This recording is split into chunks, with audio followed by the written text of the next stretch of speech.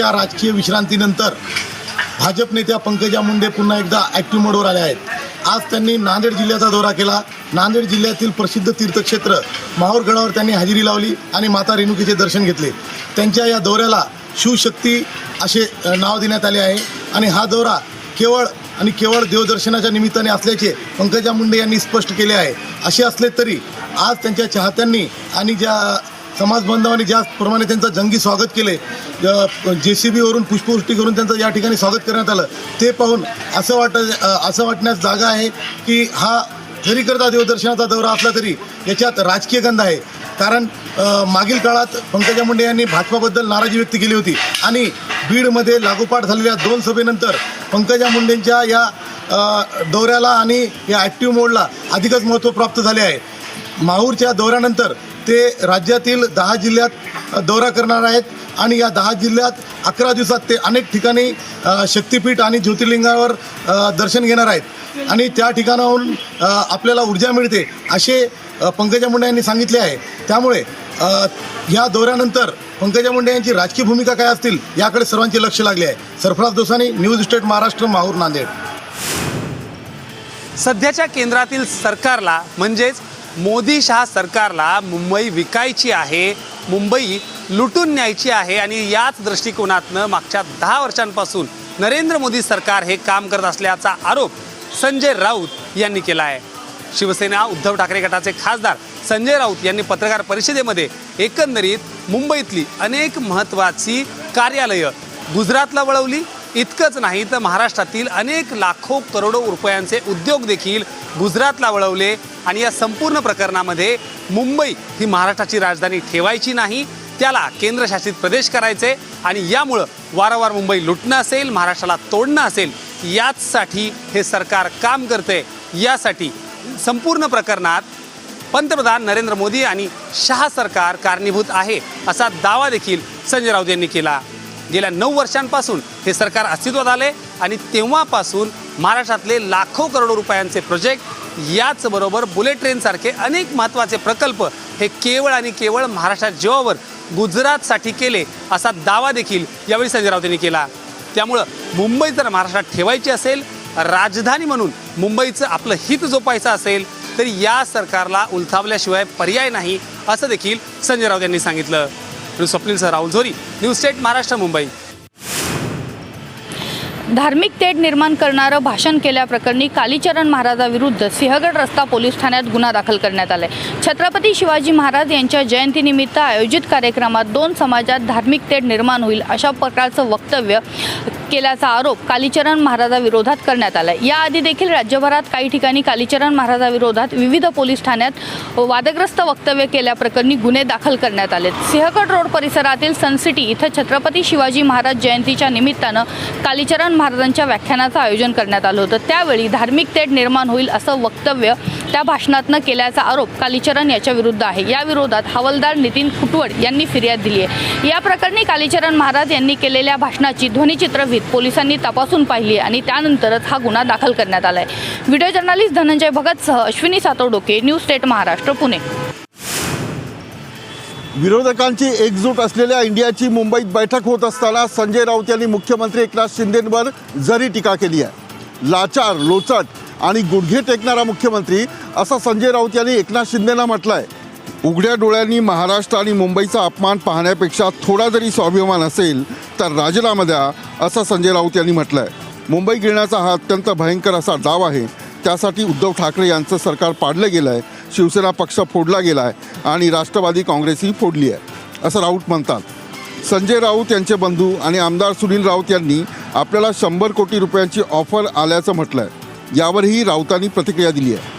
तुरुंगात जायचं नसेल तर अमुक गटाकडे जा, आम्हाला देखील दिल्लीतून फोन आले होते, आमच्यासह अनेकांना दबाव आले, पण आम्ही फुटणार नाही असा दावा राऊत यांनी केला आहे। शिवसेनेला विकणं म्हणजे स्वतःच्या आईला विकणं। ममत्व विकून संजय राऊत यांनी एकनाथ शिंदेवर आई विकण्याचा आरोप केला आहे आणि 2024 साली एकनाथ शिंदेंना याचा पश्चाताप होईल असंही संजय राऊत म्हणाले। व्हिडिओ जर्नलिस्ट कामेशचा बिलाचा थोडे, न्यूज स्टेट महाराष्ट्र। उपमुख्यमंत्री देवेंद्र फडणवीस यांनी अजित पवार यांना एक मोठा धक्का दिल्याचं समोर आलं आहे। देवेंद्र फडणवीस यांनी अजित पवार यांनी भाजप नेत्यांच्या कारखान्यांवर लादलेली बंधने हटवली आहेत. भाजप नेत्यांच्या शिष्टमंडळाने मुख्यमंत्री शिंदे आणि उपमुख्यमंत्री देवेंद्र फडणवीस यांची भेट घेतल्यानंतर याबाबतचा निर्णय घेण्यात आला आहे. यामुळे भाजप नेत्यांच्या साखर कारखान्यांना मोठा दिलासा मिळणार असून हा उपमुख्यमंत्री अजित पवार यांना मोठा धक्का असल्याचे मानले जात आहे. 15 दिवसापूर्वी एक GR काढण्यात आला होता. यामध्ये राष्ट्रीय सहकार विकास निगमने मंजूर केलेले कर्ज हवे असेल तर सहकारी साखर कारखान्यांच्या संचालकांनी वैयक्तिक आणि सामूहिक जबाबदारीचे हमीपत्र द्यावे लागणार होते. सोबतच कारखान्यांच्या जागेच्या सातबाऱ्याचा कर्जाचा बोजा चढवावा अशी अट घालण्याचा निर्णय उपमुख्यमंत्री अजित पवार यांनी घेतला आहे. ही अट भाजप आमदारांना अडचणीची ठरणार असे बोलले जात असताना याबाबतचा महत्त्वाचा निर्णय उपमुख्यमंत्री देवेंद्र फडणवीस यांनी उपमुख्यमंत्री अजित पवारांना धक्का देत घेतला आहे. Manish Gangurde, news state Maharashtra, Mumbai. चंद्रयान 3च्या प्रज्ञान रोवरने विक्रम लँडरचा फोटो क्लिक केला आहे. रोवरवर 2 नेव्हिगेशन कॅमेरे आहेत, त्याच्यावरूनच हा फोटो क्लिक करण्यात आला आहे. हे कॅमेरे चंद्रयान 3 या मोहिमेसाठी इलेक्ट्रो ऑप्टिक सिस्टमच्या प्रयोगशाळेने विकसित केले आहेत. चंद्रयान 3चे लँडर 23 ऑगस्ट रोजी संध्याकाळी 6:04 चंद्रावर उतरलं आहे. यानंतर रोवर बाहेर आला आहे आणि इस्रोने या गोष्टीला दुजारा दिला आहे की लँडर लँडिंगनंतर सुमारे 14 तासांनी रोवरमधून बाहेर आला आहे आणि रोवर ऑब्जेक्ट स्कॅन करण्यासाठी नेव्हिगेशन कॅमेरे वापरतो. चंद्रावर पोहोचण्याच्या 6व्या दिवशी चंद्रयानाने दुसरे निरीक्षण पाठवले आहे. चंद्राच्या दक्षिण ध्रुवावर सल्फरचे अस्तित्व आहे. चंद्राच्या पृष्ठभागावर ॲल्युमिनियम, कॅल्शियम, लोह, क्रोमियम आणि टायटेनियमची उपस्थिती देखील आढळून आली आहे. कॅमेरामॅन विक्की चव्हाणसह ज्ञानेश्वर पवार, न्यूज स्टेट महाराष्ट्र. कोरेगाव भीमा चौकशी आयोगासमोर आज प्रकाश आंबेडकर यांची महत्त्वाची साक्ष नोंदवण्यात आलेली आहे. 1 जानेवारी 2018ला कोरेगाव भीमामध्ये हिंसाचार झाला होता. या प्रकरणी निवृत्त न्यायाधीश JN पटेल आणि निवृत्त मुख्य सचिव सुमित मलिक असा 2 सदस्यीय आयोगाची स्थापना करण्यात आली आहे. या आयोगाकडून मुंबईत आणि पुण्यात उलट तपासणी सुरू आहे. याच प्रकरणी विश्वास नांगरे पाटील यांचीही आयोगासमोर उलट तपासणी पूर्ण झाली आहे. तर वरिष्ठ पोलीस अधिकारी रश्मी शुक्ला यांनाही उलट तपासणी हजर राहण्याचे आदेश आयोगाने दिलेत. कोरेगाव भीमा प्रकरणी प्रकाश आंबेडकर यांची 3 तास साक्ष नोंदवण्यात आली. यावर प्रकाश आंबेडकर यांनी प्रतिक्रिया दिली आहे. आज अनेक कागदपत्रे भीमा कोरेगाव आयोगासमोर साक्षी दरम्यान सादर केलीत. पोलिसांना या दंगली संदर्भात माहिती मिळालेली होती. ती माहिती मुख्यमंत्र्यांपर्यंत का पोहोचली नाही? ज्या दिवशी हा हिंसाचार झाला त्यावेळी कोरेगाव भीमापासून केवळ 40 किलोमीटर अंतरावरती असणाऱ्या नगरमध्ये देवेंद्र फडणवीस होते. त्यांचं हेलिकॉप्टर कुठल्या वेळेस टेकऑफ झालं याचीही नोंद आहे. असं असताना सुद्धा पोलिसांनी ही माहिती त्यांच्यापर्यंत पोहोचू दिली नाही असंही प्रकाश आंबेडकरांनी आपल्या साक्षीत म्हटलंय. व्हिडिओ जर्नलिस्ट धनंजय भगतसह अश्विनी सातोडोके, न्यूज स्टेट महाराष्ट्र, पुणे. केंद्रीय गृहमंत्री अमित शाह आणि भाजपचे राष्ट्रीय अध्यक्ष JP नड्डांशी बोलून मायावतींना NDAमध्ये आमंत्रित करणार असल्याची माहिती केंद्रीय राज्यमंत्री रामदास आठवले यांनी दिली. इंडिया आघाडीत न जाता स्वतंत्र लढण्याच्या मायावतींनी निर्णय घेतल्याची घोषणा केली. त्यानुसार मायावतींनी एकटं न लढता NDAत यावं यासाठी अमित शाह आणि JP नड्डांशी बोलून मायावतींना NDAमध्ये आमंत्रित करणार असल्याचं आठवले यांनी म्हटलंय. त्याचबरोबर राज्य मंत्रिमंडळाचा लवकर विस्तार करून सामाजिक आणि न्याय मंत्रिपद हे रिपब्लिकन पार्टीला देण्यात यावं अशी मागणीही आठवले यांनी केली. तर लोकसभेला 2 तर विधानसभेला 10 ते 12 जागा देण्यात याव्या अशी मागणीही आठवले यांनी केली. इंडिया आघाडी कितीही मजबूत बनली तरी NDA आघाडीला लोकसभेत 320 ते 350 जागा मिळतील असा विश्वास आठवले यांनी व्यक्त केला आहे. न्यूज स्टेटकरिता अमित कुलकर्णी, जालन्याहून. इंडिया आघाडीच्या बैठकाआधी महाविकास आघाडीच्या सर्व नेत्यांनी आज पत्रकार परिषद घेतली आहे. यावेळी उद्धव ठाकरे यांनी केंद्र सरकार आणि भाजपवर जोरदार टीका केली आहे. देशातील सर्व माता भगिनींना रक्षाबंधनाच्या शुभेच्छा देतो.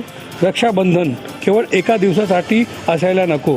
प्रत्येक दिवस महिला सुरक्षेचा असला पाहिजे, असं शासन असलं पाहिजे. दुर्दैवाने तसं शासन दिसत नाही असं उद्धव ठाकरे यांनी म्हटलं आहे. भाजपच्या कार्यकर्त्यांना सांगितले गेले होते की मुस्लिम महिलांकडून राखी बांधा. मी म्हटलो की बिल्किस बानोकडून सुरुवात करा. मणिपूरमध्ये 2 महिलांची धिंड काढली गेली. दिल्ली आंदोलन करणाऱ्या कुस्तीपट्टू महिलांना सुरक्षित वाटेल असं सरकार असायला हवं, असंही उद्धव ठाकरे म्हणालेत. आम्ही एकत्र आलो आहोत कारण आम्हाला देशाची रक्षा करायची आहे. आम्ही तानाशाही जुमलेबाजीच्या विरोधात आहोत, असाही टीका उद्धव ठाकरे यांनी केली आहे. आता गॅस सिलेंडरचे दर कमी झाले आहेत. आमची बैठक जशी जशी पुढे जाईल दर कमी होतील. काही दिवसात तर गॅस सिलेंडर मोफत दिला जाईल, कारण हे सरकार गॅसवर आहे. त्यामुळे गॅस सिलेंडरचे भाव कमी केले असतील, असा टोलाही उद्धव ठाकरे यांनी लगावला आहे. कॅमेरामॅन प्रभात दाससह अमजद खान, न्यूज 10 महाराष्ट्र गोवा. खासदार संजय राऊत यांनी मुख्यमंत्री एकनाथ शिंदे यांच्यावर टीका केली आहे.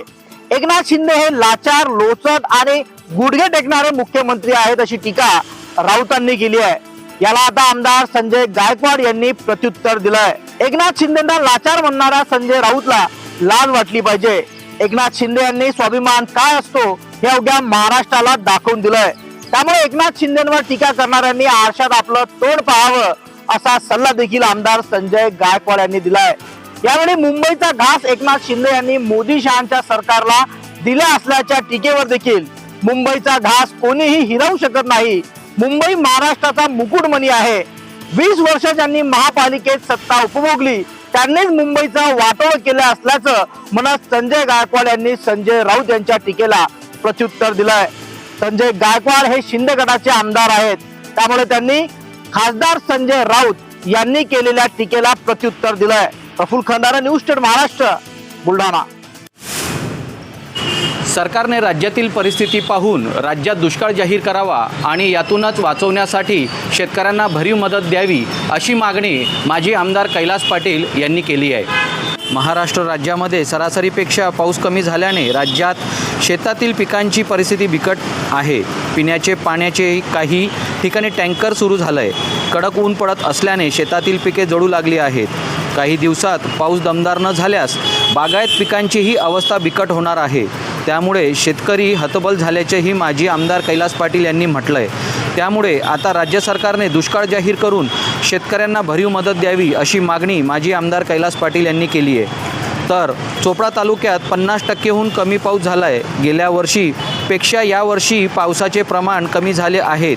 सरकारने आतापासूनच योग्य तो नियोजन करून पाणी टंचाई नागरिकांना भासणार नाही, असंही पाटील यांनी म्हटलं आहे. याशिवाय याच संदर्भात योग्य ते नियोजन करावे आणि राज्यात दुष्काळ जाहीर करून शेतकऱ्यांना मदत करण्याची मागणी माजी आमदार कैलास पाटील यांनी केली आहे. यावर आता राज्य सरकार काय निर्णय घेतं हे पाहणं महत्त्वाचं ठरणार आहे. सुमित देशमुख, न्यूज 10 महाराष्ट्र, जळगाव. त्यांच्याकडे सत्य असेल तर त्यांनी वस्तुस्थिती मांडावी आणि सखोल चौकशी करावी. त्यांनी फक्त आरोप करू नयेत, असे देखील आव्हान शरद पवार यांनी पंतप्रधान नरेंद्र मोदींना दिलं आहे. इंडिया आघाडीच्या पहिल्या 2 बैठका अतिशय महत्त्वपूर्ण होत्या. जागा वाटपाची चर्चा सुरू केली आहे. आता पुढील बैठकीमध्ये इंडिया आघाडीच्या संयुक्त कार्यक्रमाबाबत चर्चा होईल. त्यानंतर काही जणांची समिती स्थापन करून राज्यनिहाय स्थानिक पातळीवर आघाडीत जागाबाबत इतरांच्या समावेशाबाबत चर्चा करण्याची जबाबदारी सोपवली जाऊ शकते, असंही शरद पवार यांनी या पत्रकार परिषदेत सांगितलंय. तर भोपाळमध्ये पंतप्रधान मोदी यांना आपल्या भाषणात राष्ट्रवादीवर टीका केली. त्यात त्यांनी महाराष्ट्र बँक आणि इतर घोटाळ्यांचा उल्लेख केला. देशातील विरोधकांची आघाडी असलेल्या इंडियाची बैठक उद्यापासून मुंबईमध्ये आयोजित करण्यात आली आहे. त्या बैठकीपूर्वी आज महाविकास आघाडीच्या नेत्यांनी पत्रकार परिषद घेतली. 2 दिवसांच्या बैठकीत इंडिया आघाडीच्या जागा वाटपाबाबत चर्चा सुरू असून आता आघाडीचा कार्यक्रम ठरणार असल्याची शक्यता शरद पवार यांनी व्यक्त केली आहे. भाजप म्हणजेच मोदी सरकारच्या विरोधात देशभरातील विरोधी पक्षांनी एकत्र येत ज्या टीम इंडियाची बांधणी केली, त्याची 2 दिवसीय बैठक ही आता महाराष्ट्राच्या राजधानीत म्हणजेच मुंबईत पार पडते. माजी मुख्यमंत्री उद्धव ठाकरे यांच्याचकडे टीम इंडियाच्या या संपूर्ण यजमानपदाची जबाबदारी आहे. तर दुसऱ्या बाजूला राष्ट्रवादीचे अध्यक्ष शरद पवार, याचबरोबर अशोक चव्हाण, नाना पटोले, बाळासाहेब थोरात यांसारखे मातब्बर मंडळी ही आघाडीतली या सगळ्या संपूर्ण प्रक्रियेमध्ये सामील आहे.